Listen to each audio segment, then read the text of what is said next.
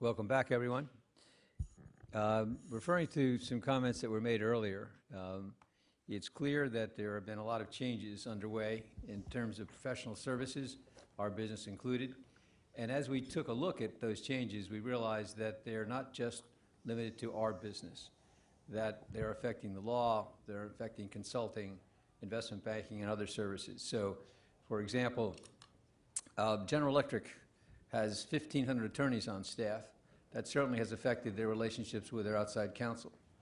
From an investment banking point of view, there's been a tremendous growth in the corporate development function these major firms have. Johnson & Johnson has 150 people running around doing their mergers and acquisitions. That eats into the most profitable part of what investment banking does. And of course, we all know about the growth of internal recruiting staff. So we thought it might be worthwhile to take a few minutes to consider what those changes are, how we might respond to them, and what the future might look like.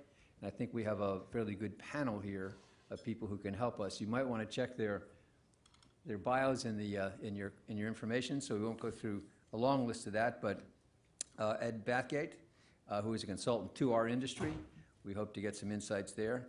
James Edsberg, who has a broad sweep on all the professional services, so some commentary there.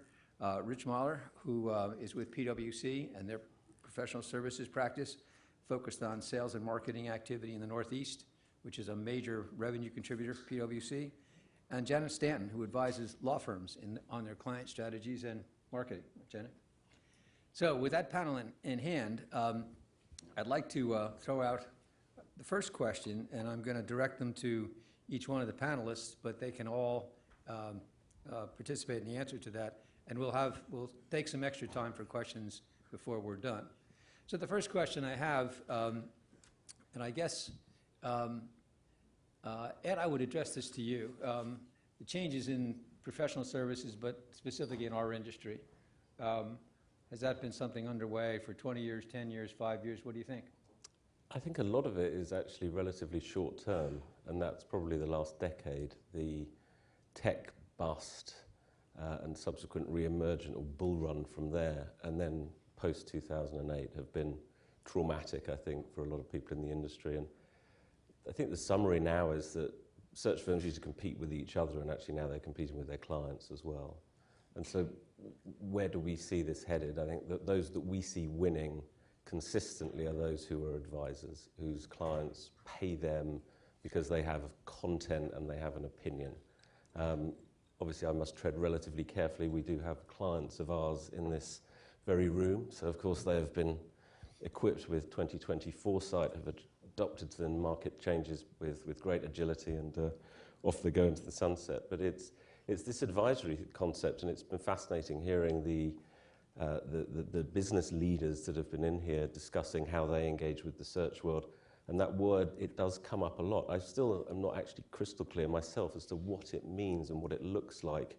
I think it varies actually quite considerably from person and practice to firm. But that would appear to us to be where you get, in a search context, that's where your protection lies. If you're talking to the C-suite, people who run businesses, and they want your content, your experience, and your advice around a hire, your place at the table is secure. And particularly if you compare the US and the European arena, the economic problems in Europe, the market pressures there on pricing are significantly greater than they are here.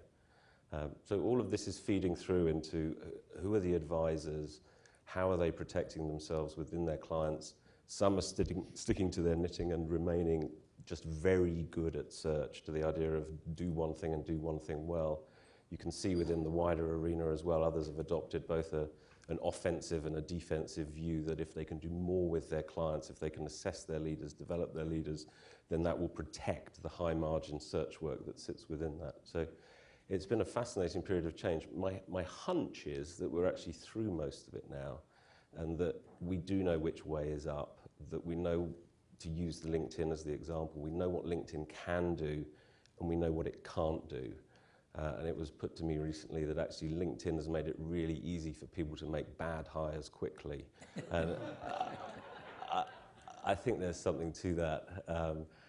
So we'll see, and you can see it in the way search firms engage with their clients, a disaggregation of what they do, building into whether it's just assessment, whether it's mapping, whether it's pre-deal due diligence, that the unbundling of what they do with their clients, again, I think reflects the importance of what it is that they do. So, yeah, the question, what does the search firm of tomorrow look like? It's a fascinating question.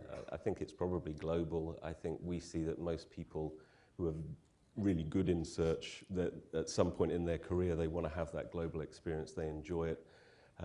There's a sense of pulling on bigger levers to engage on bigger projects.